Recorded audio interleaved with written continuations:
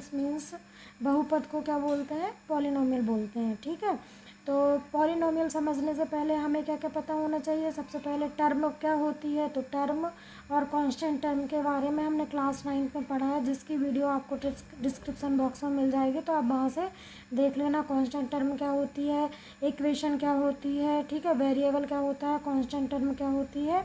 ठीक है, तो बेसिक चीज़ें हमें पता होना चाहिए जब हमें पॉलिनोमियल्स चैप्टर के बारे में समझ आएगा। ठीक है, तो पॉलिनोमियल्स क्या होते हैं उसको समझने के लिए हमें क्या क्या पता होना चाहिए।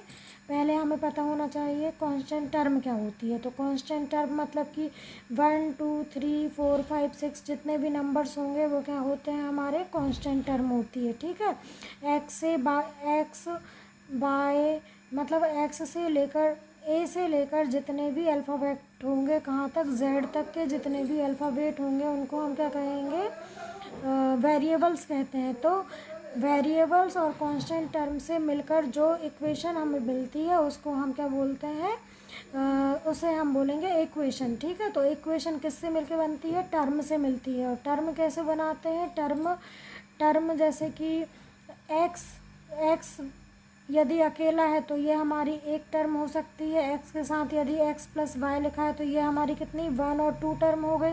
यदि हम इसके साथ कोई भी नंबर लिखेंगे, नंबर कैसे, जैसे हमने 1 लिखा तो ये इसका क्या होगा, कोफिशिएंट होगा। ठीक है, तो ये मैं आपको ब्रीफ में इसका इंट्रोडक्शन दे रही हूँ। उसके अलावा यदि आपको और अच्छे से समझना है तो आप क्लास 9 की पॉलिनोमियल्स लीनियर पॉलिनोमियल्स का जो इंट्रोडक्शन पार्ट डिस्क्रिप्शन में है उसकी वीडियो को वॉच कीजिए। ठीक है, तो एक्स के आगे क्या है, 1 है।